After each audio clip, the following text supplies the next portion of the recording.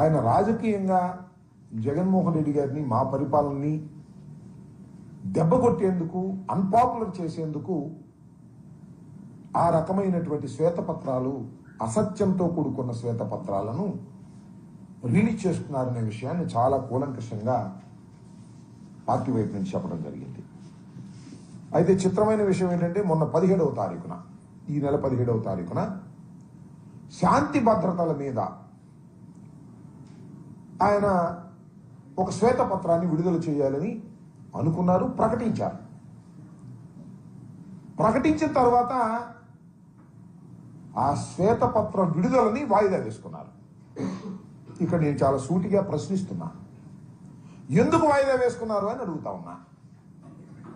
ఎందుకు వాయిదా వేసుకున్నారో నేను ప్రత్యేకంగా చెప్పాల్సిన అవసరం లేదు. ఎందుకంటే 5 సంవత్సరాలలో వైఎస్ఆర్ కాంగ్రెస్ పార్టీ పరిపాలన చేసినప్పుడు మా మీద లా అండ్ ఆర్డర్లో సంబంధించిన విషయాల మీద వారు ఆరోపణ చేసినటువంటి ఆరోపణల కన్నా కూడా కేవలం ఈ 45-46 రోజుల్లోనే అంతకన్నా ఘోరమైనటువంటి వైఫల్యాలు ప్రజల కళ్ళ కనిపిస్తున్నాయి. ఆరోపణలు మాత్రమే చాలా స్పష్టంగా కనిపిస్తా ఉన్నాయి. ఈ కనిపిస్తున్నటువంటి నేపథ్యంలో శ్వేతపత్రం రిలీజ్ చేస్తే ప్రజలు దాన్ని రిసీవ్ చేసుకోలేరనే ఉద్దేశంతో శ్వేతపత్రాన్ని రిలీజ్ చేయకోకుండా పారిపోయేటటువంటి పరిస్థితి చంద్రబాబు నాయుడు గారికి కలిగింది. ఆయన అంతరాత్మ అంగీకరించలా.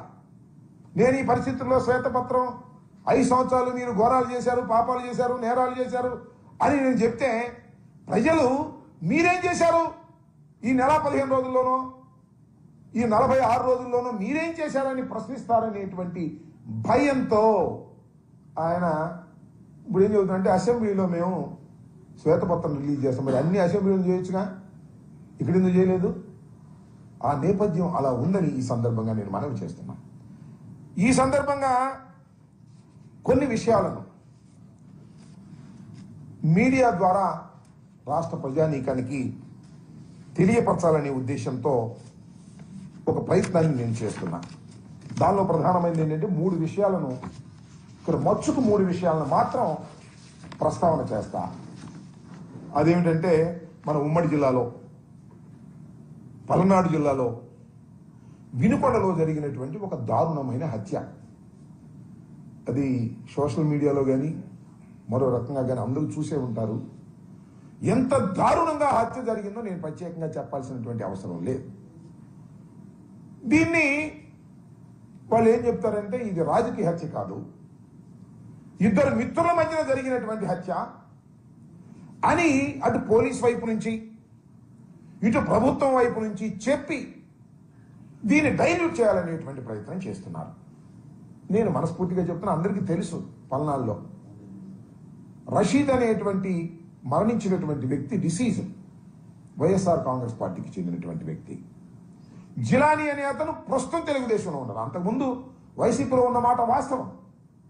ఒక 2 సంవత్సరాల క్రితమో సంవత్సరం క్రితమో ఉన్నారు. ఎలా ఉన్నారంటే లావు శ్రీకృష్ణదేవరాయలు గారు కూడా మా పార్టీలో ఉన్నారు కదా అప్పుడు, అట్లాగే అప్పుడు ఉన్నారు. ఎలా అంటే పార్థసారథి గారు మా పార్టీలో ఉన్నారు కదా అప్పుడు, అలాగే ఉన్నారు.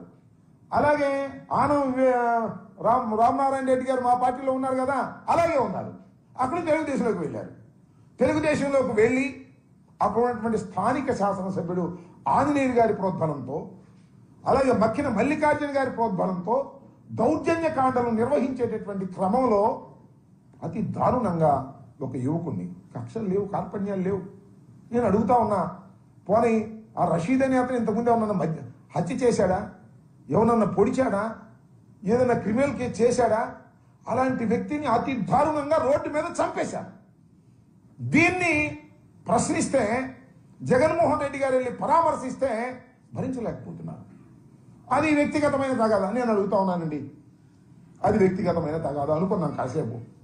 వాళ్ళిద్దరిది స్థానికంగా ఉన్న శాసనసభ్యుడు కానీ స్థానికంగా ఉన్నటువంటి పార్లమెంటు సభ్యులు కానీ లావు శ్రీకృష్ణదేవరాయలు గారి ఆంజనేయులు గారు కానీ వెళ్ళి మరణించినటువంటి కుటుంబాన్ని ఎందుకు పరామర్శించలేదు? చెప్పండి దీనికి సమాధానం. నిజంగా అది రాజకీయాలకు సంబంధం లేదు, purely dispute between two individuals ఎందుకు మీరు సంప్రదించలేకపోయారు? నేను మనవి చేస్తున్న ఎఫ్ఐఆర్లో కూడా స్థానిక శాసనసభ్యుడి మీద, మల్లికార్జున గారి మీద ఆరోపణలు చేయడం జరిగిందని కూడా ఎఫ్ఐఆర్లు, ఇంక్లూడింగ్ ఎఫ్ఐఆర్లో ఆరోపణలు చేయడం జరిగిందని కూడా నేను ఈ సందర్భంగా మనవి చేస్తున్నాను. ఇందాక